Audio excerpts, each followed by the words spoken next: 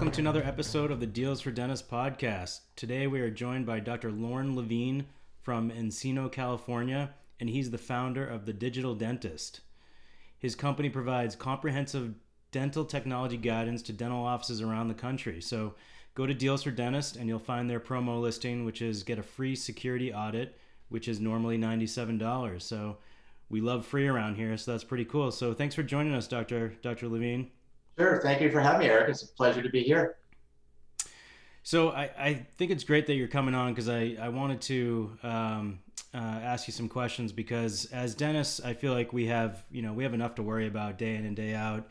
We have all the clinical responsibilities and patient treatment and care, and we have a business to run that involves a lot of overhead and dealing with insurance companies and staff. There's customer service, there's reputation, management, dealing with all the insurance companies, staff. Did I mention staff? I think a lot of dentists, they get into trouble when they think they can do everything themselves, especially with IT and installation and maintenance. So, for peace of mind, I feel like it's so important to have someone that specializes in IT, especially someone dentally specific. Do you find that a lot of dentists try to do this themselves and get into trouble? Yeah, it's a common problem. I think one of the challenges that offices have is that, especially when it comes to IT, you don't necessarily see the return on investment up front.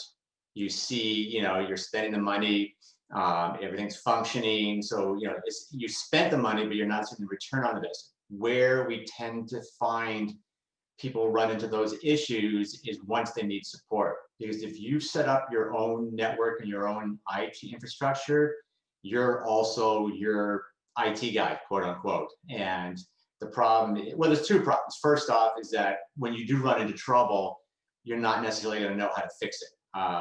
It's no different than, that patient who shows up with that unspecific pain in the lower right, and you take an X-ray, you do perioprobing, you do a cold test, a heat test, an electrical test, all negative, and you're like, well, something's obviously going on, but I don't know what it is.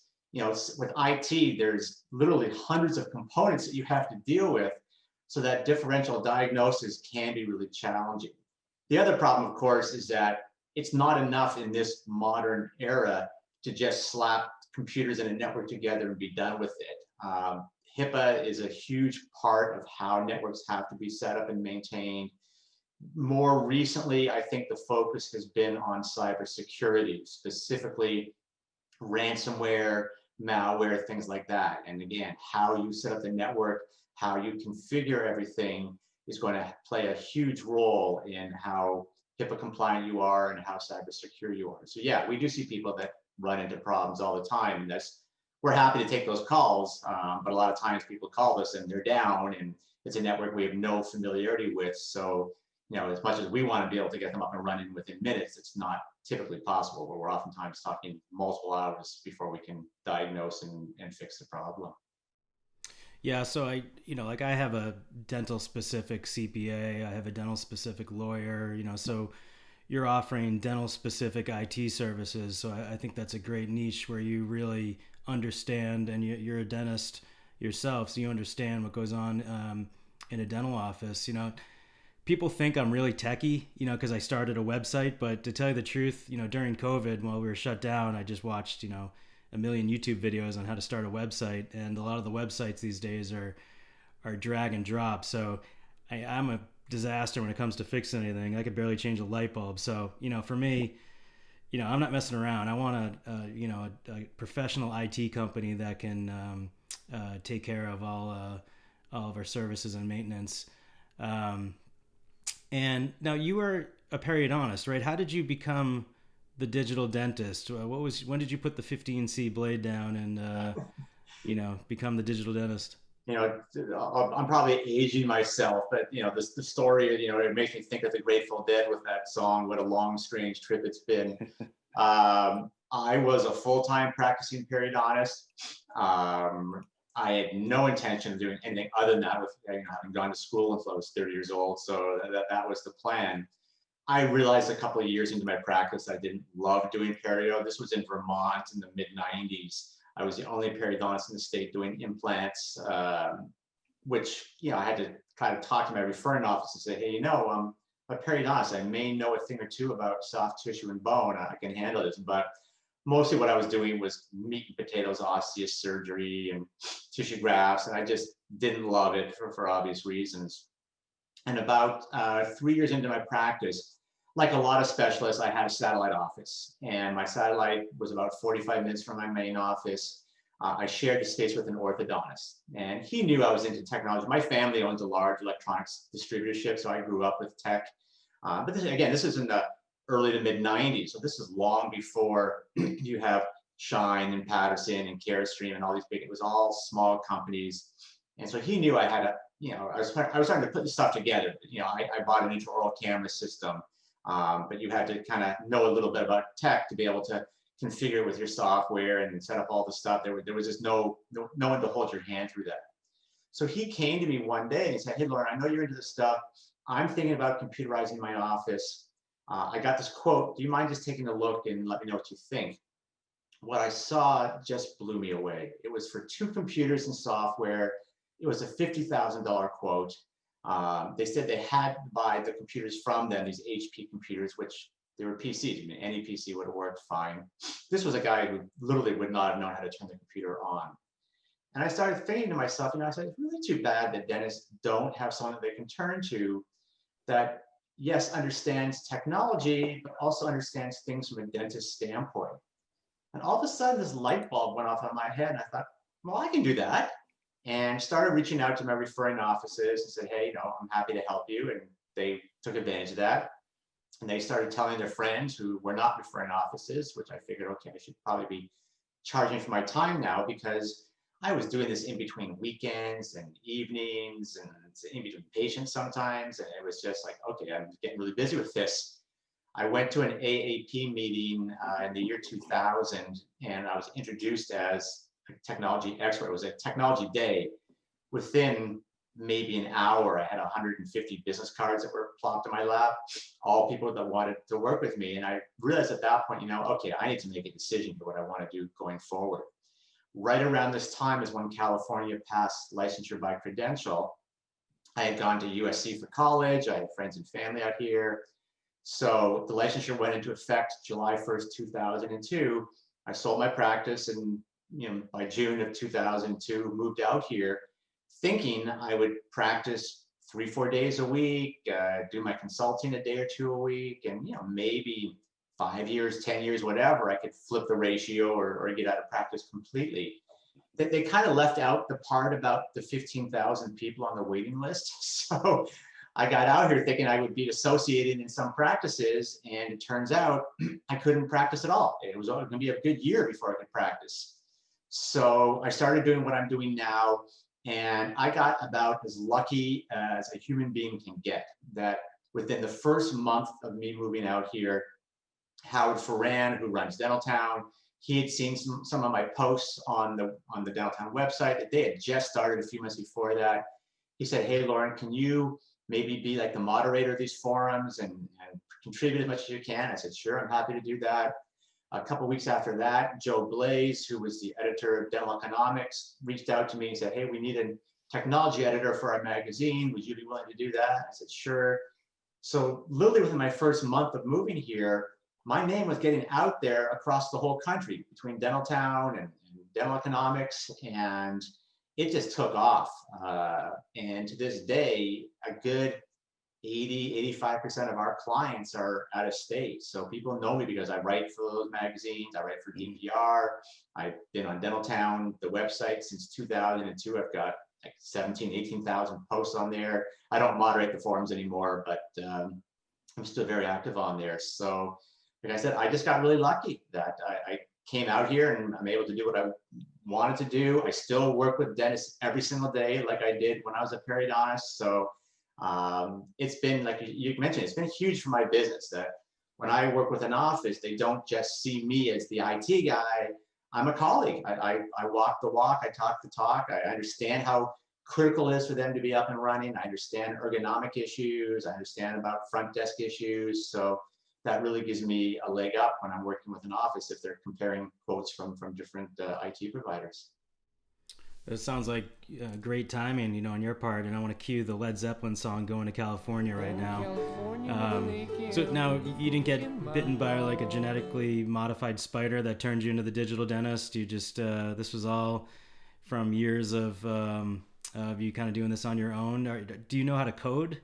No, no. I mean, I took programming in high school. This was like Fortran and BASIC. This is Right. long before. This is in the 70s. I don't know how to code. I certainly know how to evaluate software programs for what I think is good or not, and I know what dental offices are looking for. But no, it was just growing up in that environment in tech.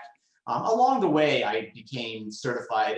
I'm what's called an A+ certified repair technician. I'm a Network Plus certified. It doesn't really mean anything to our clients. It just means that I've done additional work and been certified, that I kind of know what I'm talking about for the most part.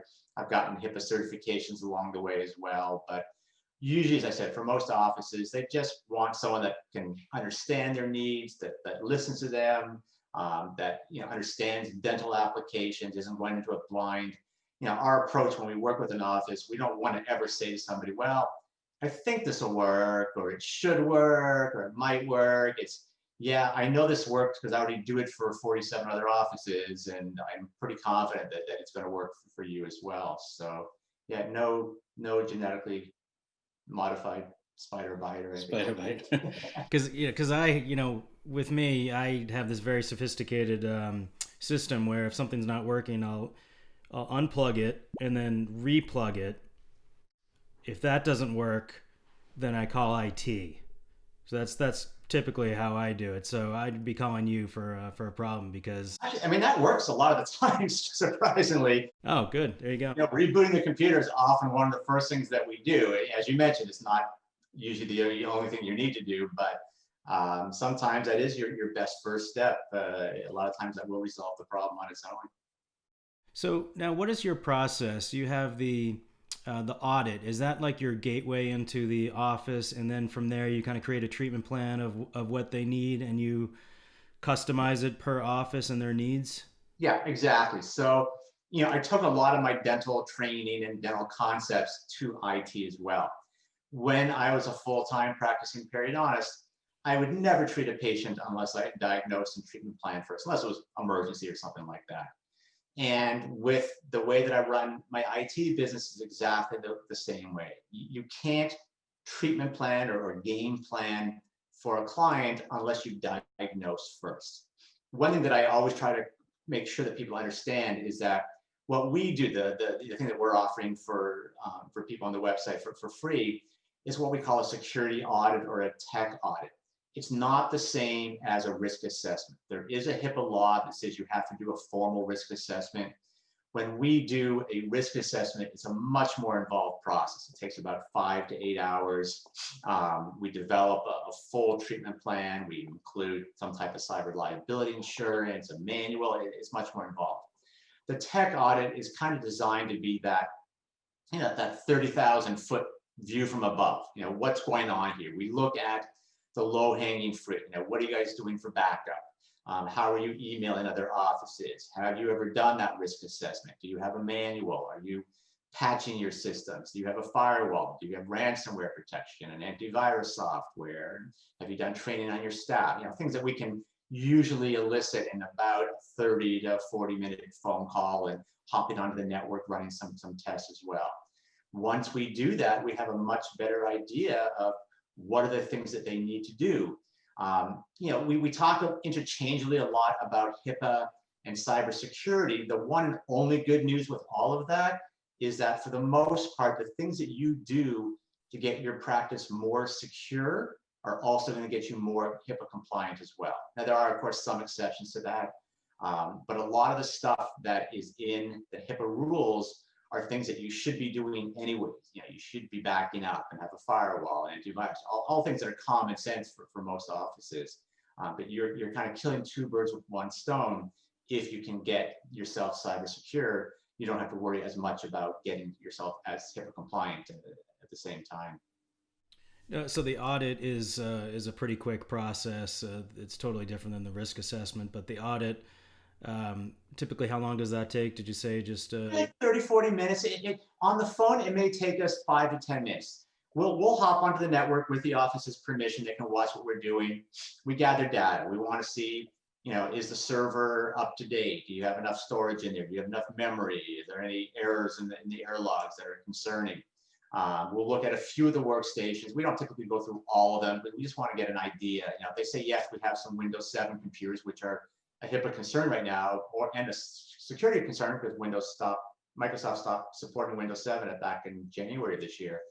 But there's certain things that we can't see just by hopping onto a network. We don't know, how are you guys emailing other offices, and when's the last time you did a risk assessment, and have you done any training on it? So it'll take maybe 10 minutes of talking with the office to get some information, another 20 to 30 minutes for us to gather the information being on the network. And then, of course, we all want to talk with the dentist afterwards for 15, 20 minutes. It's however much time they want. We send a full report. Here's what we found. Here's our biggest concerns. Here's what we recommend that you do. Here's what your options are. Here's what everything would cost. Here's the order that we would do it in if you want to sequence it, because certain things are more critical than others. And we go from there. So like I said, 30, 40 minutes for us to do the evaluation, another 20, 30 minutes tops to go over it with the office. And then, of course, it's completely up to them how they want to proceed. Now, will you actually look at the office's hardware? So if I actually walked around with my iPad and showed you what we're using for hardware, and will you guide us on what hardware you recommend and what we need to change? Yeah, and for the most part, most of the offices that we work with, unless they're running an outdated operating system, the two concerns with an operating system that's outdated, number one, is that there's no patches for that. Microsoft ended support for Server 2008 and Windows 7 in January of this year. For Microsoft XP before that, it was in 2014. I think the next big one would be in 2023, I think is the next time that we're going to have to go through this again. So you do have that security concern, because if you're not being patched, even though people tend to focus a lot on firewalls and ransomware protection and antivirus software, an unpatched operating system is a significant risk. It's a way that a lot of malware can get onto your network. The second thing is HIPAA. Now, people will sometimes say to me, hey, there's nothing in HIPAA that says you can't run Windows 7. And that is correct. HIPAA was smart enough to realize technology changes, we can't specify operating systems. What they do say, we talked about this a bit earlier, is that you must do a risk assessment. That is a law. When you do that risk assessment, you're going to find certain things that show up on there that you have to take care of. Doing a treatment plan for a patient isn't enough. You have to do the actual treatment to resolve the issues. Same thing with HIPAA, is that once you've done that risk assessment, you then are obligated to mitigate those risks and deal with the risk. And in my opinion, an outdated operating system, there is no mitigation for it other than replacing it. But for the most part, most of the offices we work with, as long as their hardware is running Server 2012 or 2016 or 2019, if they're on Windows 10, we typically don't have to replace the hardware unless they tell us, hey, we've noticed that the servers are crashing a lot, and I got this computer 6 years ago, and in those cases, and of course, we will be recommended. Everything has to be replaced at some point. And we usually tell people 3 to 5 years for workstations, 5 to 7 years for servers, but your mileage may vary. It just depends on how often you're updating your software and what other software applications you're running and how many computers you have on the network. And there's a lot of factors that go into that. But to answer your question, yes, well, of course, we can evaluate the hardware remotely and make some recommendations if the hardware needs to be replaced, what we would recommend, what it would cost, and what the options are. So we don't necessarily need to go out and buy the most expensive gaming, system as far as hardware. Something that, as long as we're not skimping on the specs and it's a decent piece of equipment, then we should get about 5 or so years out of them.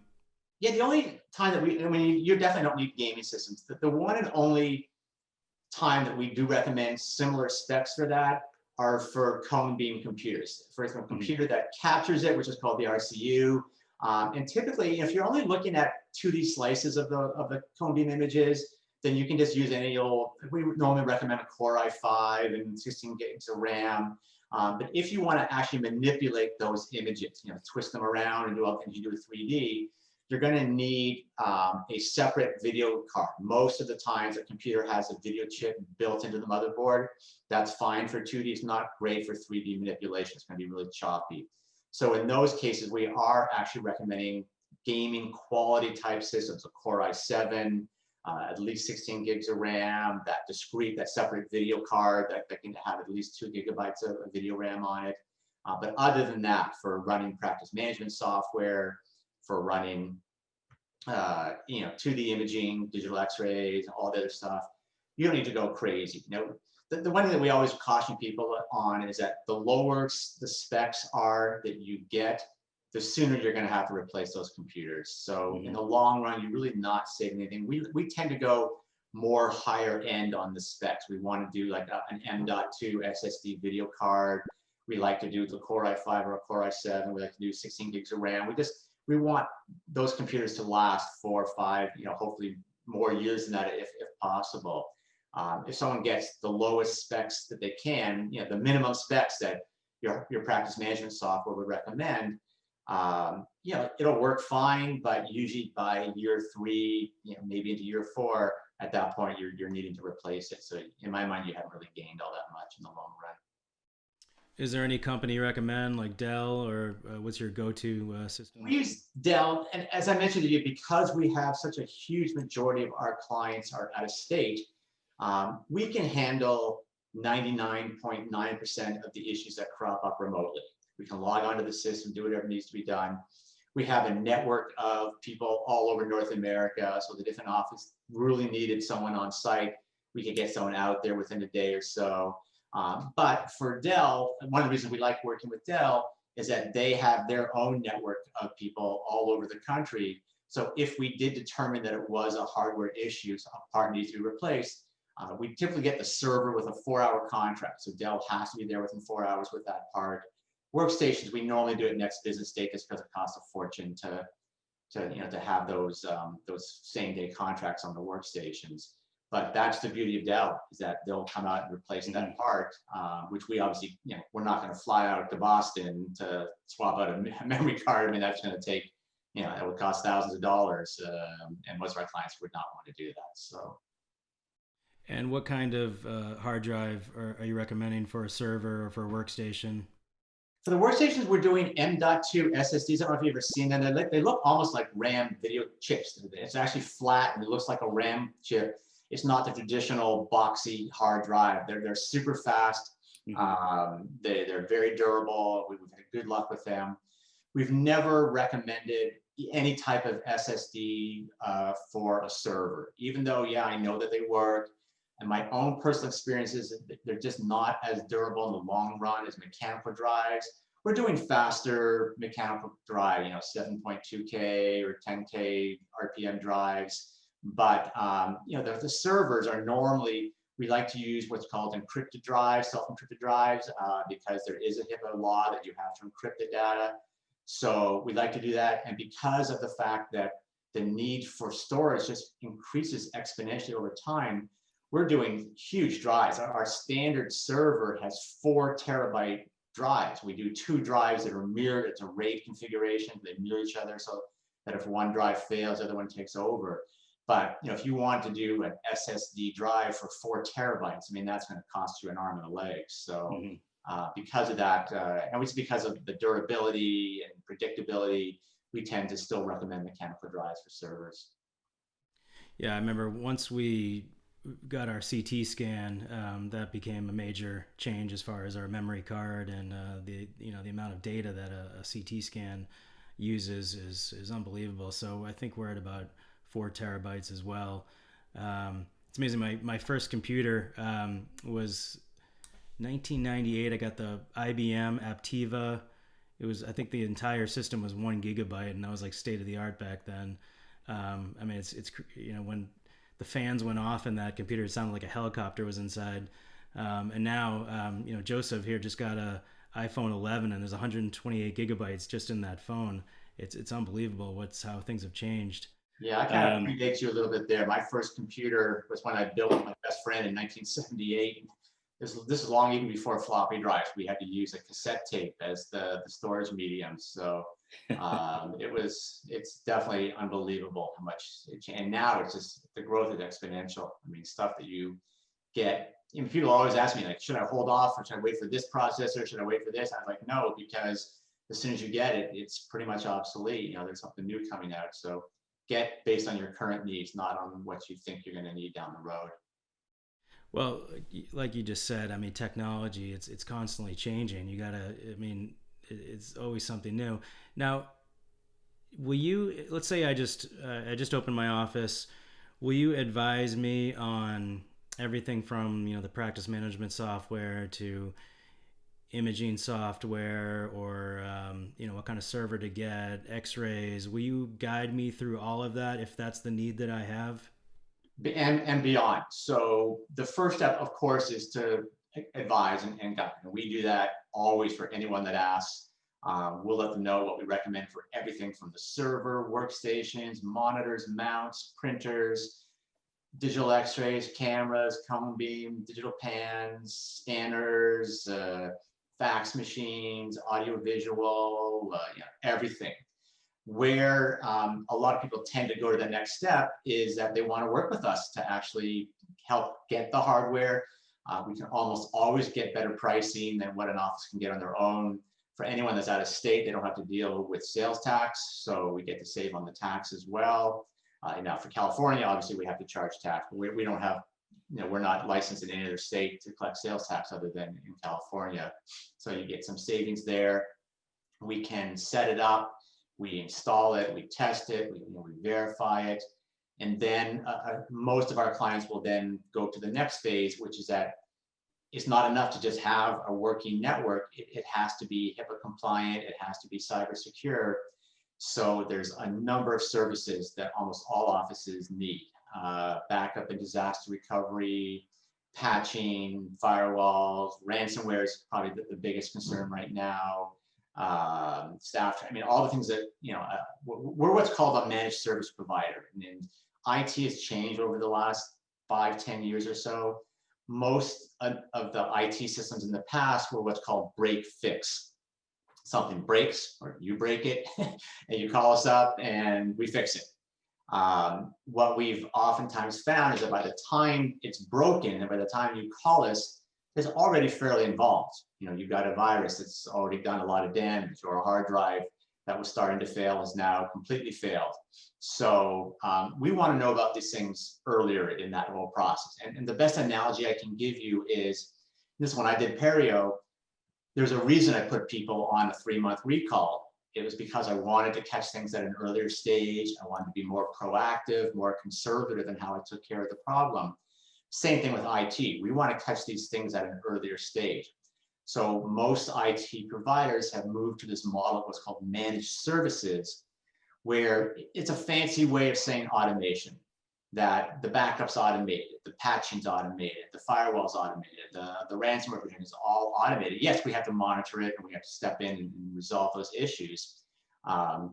It's basically monthly billing for services versus just waiting for there to be a problem. Now, we certainly do have clients that still want to just get like a block of support time with us. They'd rather handle all the IT, the other IT stuff on their own and just want to call us when there's a problem. Fine, we're happy to do that. But as I said, with HIPAA being such a big thing and with ransomware being an even bigger thing, the majority of our clients are saying, hey, we want you guys to really monitor and manage this for us. We don't want to be that office that finds out they got hit with a ransomware and now they got to tell other patients that they got hit and notify the local news stations and be listed on the Health and Human Services website. That's, a breach is probably about the worst thing that could happen to an office in my mind. And a lot of our clients say, yeah, we don't want to have to spend monthly on these services, but compared to what it would cost for a breach, even, HIPAA has different levels of breaches, even what they call to be the lowest level of breach, which is not only did you not know that there was a problem, but realistically, you shouldn't have known. I mean, it's that obscure of an issue they're still going to charge you $25,000 to $50,000 as a fine. Not to mention, of course, whatever you'd lose from having to write that letter to the patients about the breaches and legal fees, and it's considered standard of care to provide some type of credit monitoring for those people if you've been breached. So it can get very expensive. So because of all that, most of our clients want to, they'd rather pay a little bit now than a lot later. Oh, it's peace of mind. I mean, to have everything automated like that, you don't want to have to be thinking about that in the back of your mind when you're, creating sleepless nights to worry about, HIPAA. And now, like we were saying, technology is constantly changing. Are the HIPAA laws constantly changing, especially during the COVID era? No, there's been, so the final HIPAA laws were the omnibus rules that came out in 2013. What we're seeing over the last few years is some modification on the interpretation of those laws. When COVID came out, actually, Health and Human Services sent out a memo specifically reminding people you're still liable for all this stuff. There's no, get out of jail free card because it's during COVID. The one thing that they did say was, for example, if somebody's been incapacitated with a coronavirus, that they can, healthcare providers can communicate with their family. Normally, you would need some type of written permission from the patient, but again, if they're not conscious or they're intubated, then obviously they don't have that option. But as far as the HIPAA laws about privacy and security, they went out of their way to remind people, hey, COVID doesn't mean that we're not. Now, of course, there's less people working, so your chances of an audit back then were, I think, lower. But that's, now that offices are back and working, I don't think that's the case any longer. I think you're always at risk. So anytime you're sharing patient information, whether it's to a lab or to a specialty office that you refer cases to, everything has to be encrypted, correct? It's email or any file sharing. I can't just, send an email through my regular Gmail with attachments of an X-ray. It's all got to be encrypted, correct? Correct. Now you have one option. It was if you can get the patient to sign some type of waiver. It has to be signed. It has to be in writing that they say, "Hey, I'm okay if you communicate with Dr. Block and use regular Gmail, and I'm okay if you communicate with me." If you've got that in writing, then you can do that. Otherwise, no. And the biggest resistance we get to encrypted email, because most of the better systems make it super easy. You don't have to change your email address. If you're used to using Outlook, you can continue to use Outlook. If you're used to using a web portal, you use a web portal. So they're relatively easy to use. Where we get the resistance is they say, I want to do it, but the offices I send to are always complaining that, hey, I got to log in with my username and password to view this email. And what we tell those offices is, listen, you need to have the approach that you're helping them. And the reason you're helping them is that HIPAA, the Health and Human Services, Office of Civil Rights, they don't care how the electronic protected health information got onto your system. Once it's there, you own it. So let's say you send somebody an unprotected regular Gmail email. It goes onto their laptop gets stolen. They've suffered a breach because that information was in there. Versus if you had sent them an email to their laptop that said, hey, Dr. Block, I sent you this encrypted email, click here. If that laptop is stolen, assuming that they weren't already logged into that email, they have not suffered a breach. So you're protecting the recipient as much as you're protecting yourself. So, and most of the better systems are unbelievably inexpensive. Most of our clients are spending $40-50 a month for 4 or 5 user accounts. It's $8 to $10 per user per month. It's kind of considered the status quo. And if you're a Gmail user, you can get a paid version of Gmail called G Suite. I think they just changed the name recently. But it's going to be much more HIPAA compliant than your regular Gmail. So you don't really need to change a whole lot to have a really decent encrypted email system that's going to get you more compliant and protect you. And patients, certainly, they come to expect it. They get encrypted emails from their bank and from insurance companies, whatever. So it's not a big pain for them to have to use a username and a password to see an email from you. Is that the biggest breach typically is through email? It's actually the second most common. The most common one out there is a lost or stolen mobile device. Hmm. External hard drive that people are using for backup would be probably be number one. Laptops would be up there. Some people, for reasons I don't quite understand, will put patient photos on their cell phones. So that would be a reason as well. But the only we talked about this get out of jail free card. The only get out of jail free card you have when it comes to mobile devices is encryption.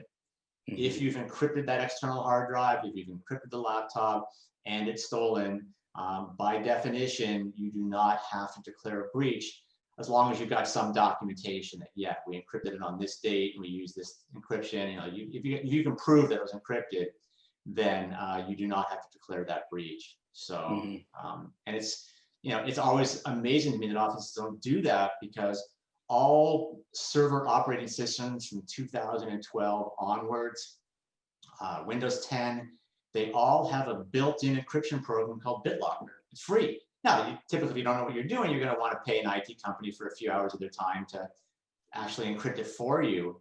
But it's not like you have to go out and spend thousands of dollars on special encryption software. It's already built into Windows. So it's really, there's no excuse for, in my mind, for not encrypting it because it's going to protect you. It's going to get you more HIPAA compliant.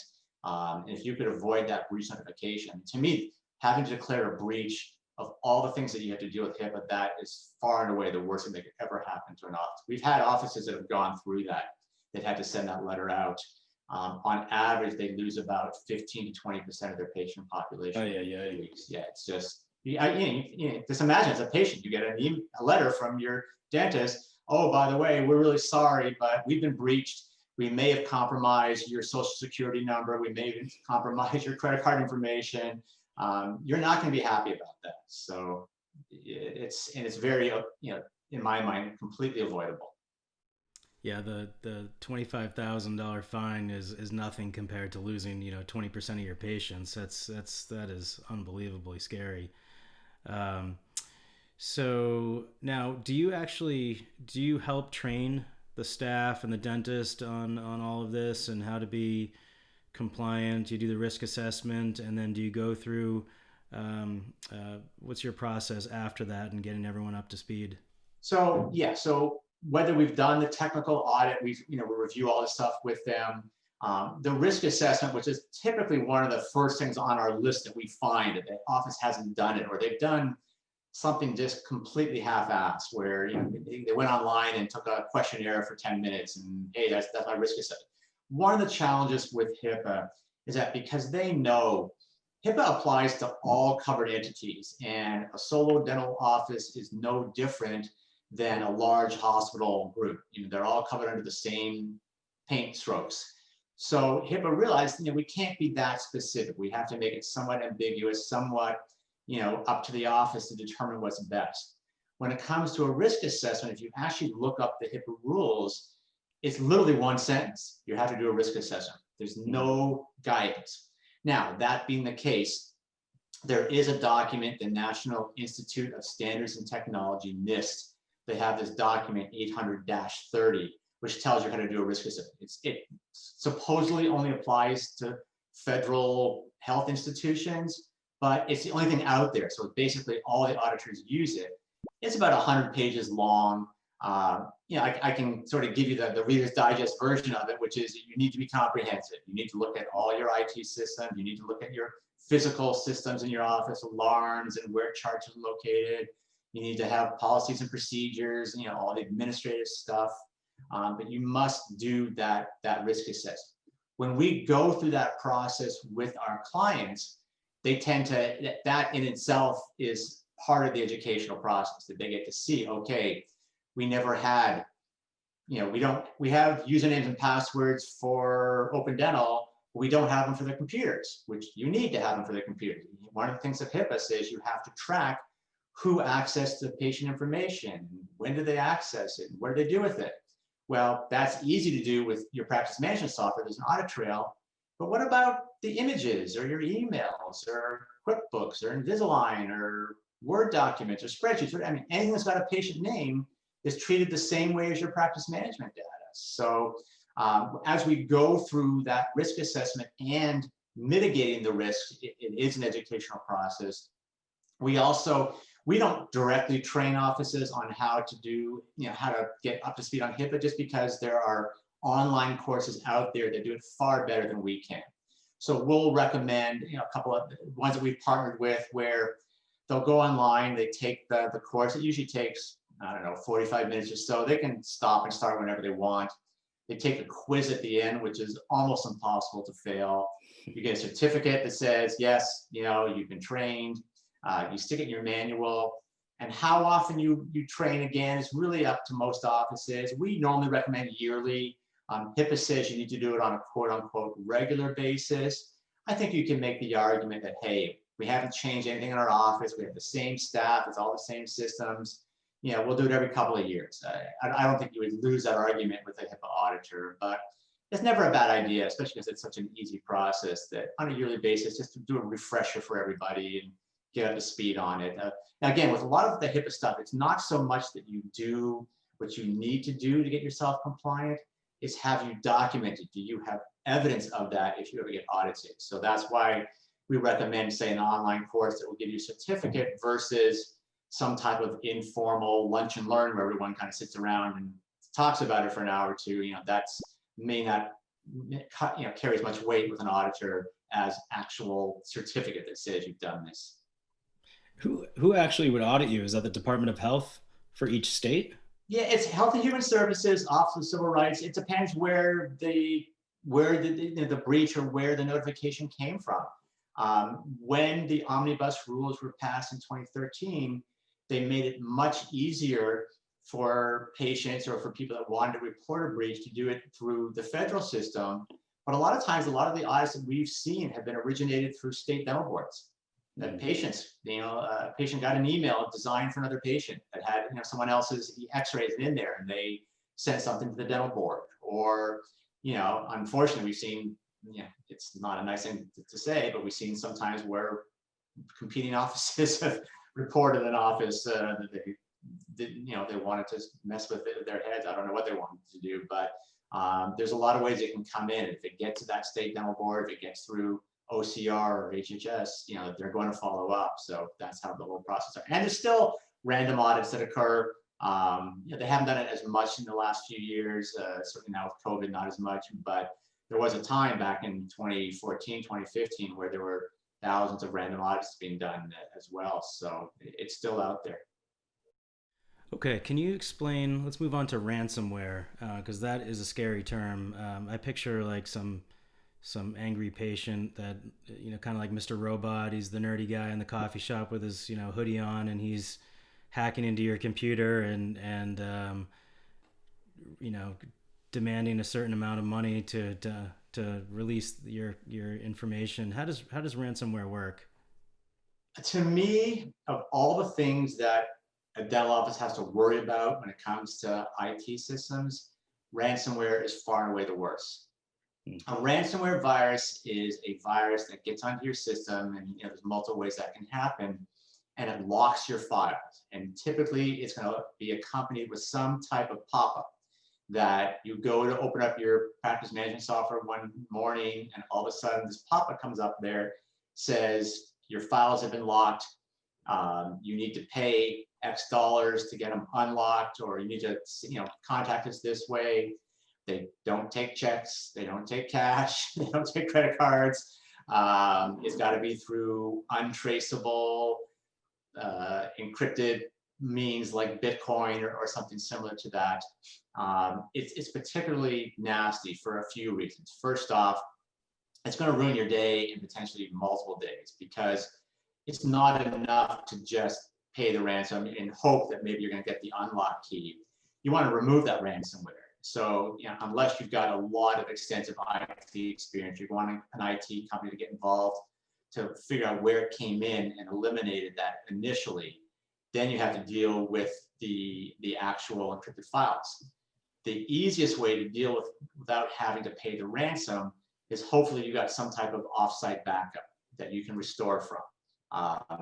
The problem that we've seen recently with that is that the criminals who are putting out ransomware have gotten smarter. They understand that people are going to probably restore their backups. So they've been telling offices, we don't care if you restore from your backup or not. You don't pay, we're putting your stuff online. We're going to let everybody know about it. So, they're getting really mean about it and really forcing you. We've also seen a number of instances where the ransomware isn't just a single ransomware virus, it's multiple. There might be 10, 15, 20 different viruses, each one requiring a ransom that'll only unlock part of the database.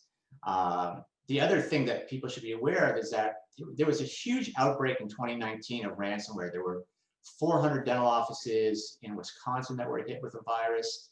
There were about 100 in Colorado, lots of other things. And unfortunately, those actually came through their IT companies. That all of us in IT, we need to be able to remotely access systems and be able to manage that for our clients. The portals that we use have to be secure, because if someone gets into that portal, they don't just have access to my data, they now have access to the hundreds and hundreds of offices that we support. So those companies, a while ago set up, I'm sure everyone knows what two-factor authentication is, where you log into a website and then you get another code sent to your cell phone or to your email that you have to enter that second code. All of them have set that up, but these IT companies back last year, for whatever reason, hadn't done that, or maybe they were using a free version. I don't know the full story. So, it's one thing that people need to know about. It's not just enough that you do as a dentist what you need to do to protect yourself from ransomware, but you need to make sure that your IT company is following best practices, that if they do have remote access set up, that they have some type of two-factor authentication or some type of IP restrictions. Like every computer in the world has what's called an IP address, Internet Protocol address. It's unique for that system, so that you can say to the web portal, hey, only let in these computers at these IP addresses and nobody else.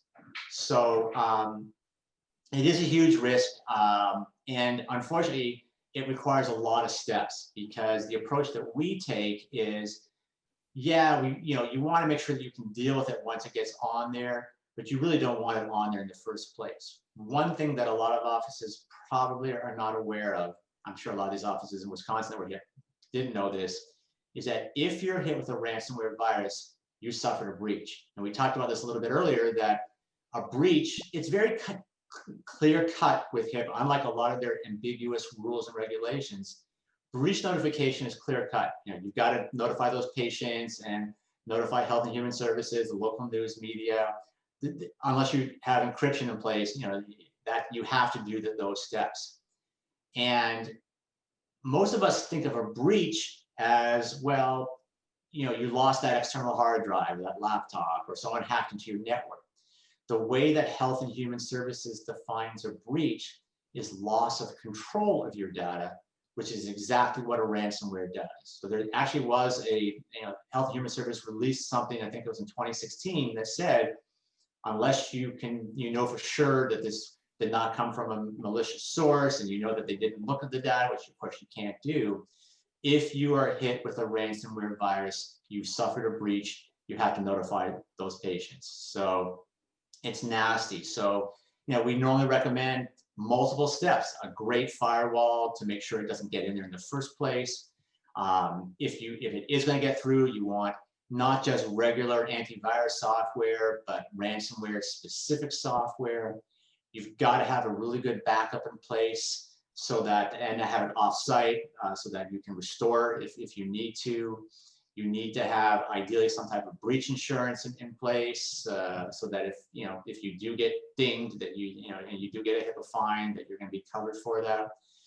There's a new technology which is actually really exciting for us that we've just started exploring. We've done some beta tests for some of our offices. All ransomware and most viruses, for that most part, they're little tiny programs, and the program has to run in order to do the things that it needs to do to lock the files and do all the damage it needs to do. So the new concept is what's called application whitelisting, and ring fencing is a term that's used as well. The way that it works is that we'll run software that basically sits on our client's network for a few weeks and it monitors all the running programs that are on there. It says, okay, I see that Dentrix is running here. I see you got Dexis. I see you're running Adobe. It makes an inventory of every single program that's running on every single computer. At a certain point, usually a couple of weeks later, we flip the switch. And at that point, it runs in what's called deny all mode. Any program that it's already approved will run just fine. Any new program that it doesn't recognize cannot run. It actually gets blocked. So it's an interesting way of dealing with ransomware, that we now have this technique of saying, hey, we're not going to allow any program to run. Now, there's a downside to it, that every time you update your software, which you should be doing, you should be patching it, it's going to recognize it as a new program. We have to, tell it, okay, this is okay again. So there's a lot of manual input into it.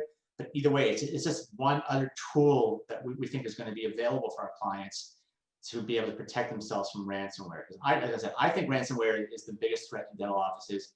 Certainly the HIPAA part is part of it, but the loss of data and loss of patients and having to send out those letters, I think would just be deadly for a significant portion of offices. Yeah, it sounds like a double whammy where you have the breach, and then you're locked out of your system. So how does that work? And how much does a ransomware, if I'm going to pay it, let's say I'm a solo practitioner, what does a typical ransomware cost for me to get that unlock key? Yeah, it depends. It depends on how many viruses are on there. It depends on if they know what type of office you are. We've seen most of our clients, we've had a few people in the past, they weren't on, they didn't have us managing it for them. They didn't have firewalls in place or ransomware protection. The average office that we work with that's paid the ransom has paid between $700 and $2,500. That's average. We've had a few that have been a little bit more than that, but it's somewhere in that range. But as you mentioned, the biggest concern is that by the time we figure out where the ransomware got into the system, getting it resolved, you're looking at least a day of downtime, if not more. The lost production there obviously is going to add multiple thousands onto that total. So you never know. It runs the gamut. So, again, if you can prevent that from ever happening in the first place, to me, that's a far better option than having to, oh my God, we got a ransomware. How do we get our data back? I imagine that could be a lot higher of a ransom if you're a multi-location practice or a large DSO, compared to a solo practitioner. Tens of thousands, hundreds of thousands. It's up there. We've seen, unfortunately, some instances where people paid the ransom and they didn't get the key. It's not most of them. Most of the times they will provide that key because, of course, if word gets out that you pay the ransom, you're not going to get the unlock key, people will just stop paying it. So it's a self-fulfilling prophecy if they don't provide the key. But there have been a few cases where people have not gotten that key, and you're dead in the water. You're not going to get that data back. Now, can these slip in through opening a sketchy email? Is that a lot of times how it email is the most common way of that happening? That you get an email that looks like it might be valid. It has a link that it wants you to click.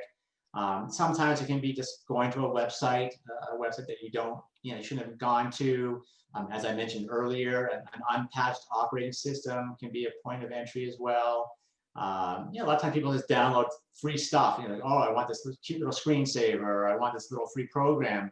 A lot of times those are just infiltrated with ransomware viruses or other types of viruses. So you really need to be careful with a lot of that stuff. That's part of the training that we do with our offices, is to make sure they understand how to recognize valid from invalid emails, how to hover your mouse over the link to see if it is a valid link. And we always recommend, if it wasn't an email that you weren't expecting, don't click on the link. If it's for like an insurance thing, just go directly to the website and enter the information there. A lot of times some of those fake websites, they look very real. It can be really hard if you don't have experience in dealing with these types of sites to be able to tell the real ones from the fake ones. So, yeah.